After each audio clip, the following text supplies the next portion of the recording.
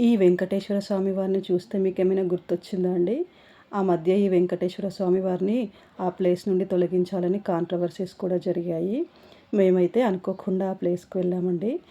ఇదైతే ఇన్‌స్టాలో బాగా ఫేమస్ అయిన రెస్టారెంట్ అండి. దీనికైతే చాలా పాజిటివ్ అండ్ నెగెటివ్ రివ్యూస్ కూడా ఉన్నాయి. మేమైతే అన్‌ఎక్స్‌పెక్టెడ్‌గా వెళ్ళామండి. మేమేం ఫుడ్ ఆర్డర్ చేసామో ఆ ఫుడ్ టేస్ట్ ఎలా ఉంది, బిల్ ఎంత అయిందో ఈ వీడియోలో చూపిస్తాను చూడండి.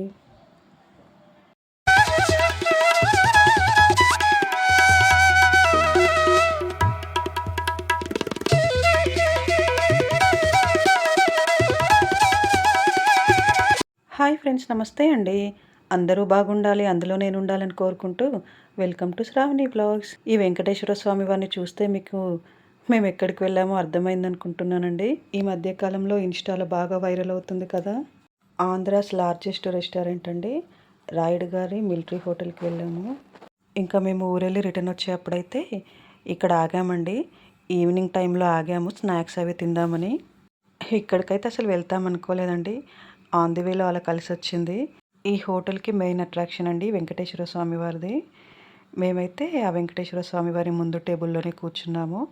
యాక్చువల్‌గా మేమైతే వెజ్ సైడ్ వెళ్ళామండి. ఇంకా ఆ రోజు మేము వరంగల్‌లోని వేయి స్తంభాల గుడి, అలాగే అమ్మవారిని దర్శించుకున్నామని ముందు వీడియోలో చెప్పాను కదా! ఇంకా అందువల్ల మేమైతే వెజ్‌కే ప్రిఫర్ చేశామండి. మేము వెళ్ళినప్పుడైతే 4 అలా అయిపోయిందండి టైము. ఇంక ఈవినింగ్ టైం కదా! పిల్లలు స్నాక్స్ తింటారు. మేము కూడా టీ తాగొచ్చని వెళ్ళాము. ఇంకా మేమైతే ఫుడ్ ఆర్డర్ చేశామండి. Just snacks. మా పెద్దమ్మాయి ఫేవరెట్ పన్నీర్ టిక్కా, మా చిన్నమ్మాయి ఫేవరెట్ క్రిస్పీ కార్న్. ఎప్పుడెళ్ళినా కూడా ఇవే ఆర్డర్ చేస్తారు. అక్కడ కూడా అవే ఆర్డర్ చేశారు. వాళ్ళైతే మేము పెట్టిన ఆర్డర్ రావడానికి 20 మినిట్స్ టైం పడుతుందన్నారండి. కానీ మాకైతే హాఫ్ అన్ అవర్ పట్టిందండి. హాఫ్ అన్ అవర్‌లో అయితే ఫుడ్ అయితే మా టేబుల్ దగ్గరికి వచ్చేసింది. హాఫ్ అన్ అవర్ తర్వాత టేబుల్ పైన పెట్టేసి వెళ్లారండి. మాకెవరు సర్వ్ చేయలేదు. మళ్ళీ మా హస్బెండ్ అక్కడ మేనేజర్‌ని పిలిస్తే వేరే వాళ్ళని పంపిస్తే వాళ్ళొచ్చి మళ్ళీ సర్వ్ చేశారండి. మేము వెళ్ళిన టైంలో అయితే పెద్ద బిజీగా కూడా ఏం లేదండి. మేము ఆర్డర్ చేసిన క్రిస్పీ కార్న్ అండ్ పన్నీర్ అయితే మాకు నచ్చాయండి. టేస్ట్ అయితే బాగున్నాయి. స్నాక్స్ సర్వ్ చేయగానే టీ ఆర్డర్ చేశామండి. ఎందుకంటే మళ్ళీ టీ రావడానికి టైం పడుతుంది కదా! స్నాక్స్ తినే లోపల టీ కూడా వచ్చేస్తుందని. స్నాక్స్ తిన్న తర్వాత మా చిన్నమ్మాయిని అక్కడికెళ్ళి నిలబడమన్నానండి. ఆ వెంకటేశ్వర స్వామి వారి దగ్గర ఒక ఫోటో తీసుకుందామని. ఇంకా మా మొహాలైతే ఫుల్లుగా అలసిపోయి ఉన్నాయండి. వెళ్ళేటప్పుడు ఎంత ఉత్సాహంగా వెళ్ళామో వచ్చేప్పుడంతా నీరసంగా వచ్చామండి అలసిపోయి. టీ మాత్రం చాలా బాగుందండి. నాకైతే చాలా రిలీఫ్‌గా అనిపించింది టీ తాగిన తర్వాత.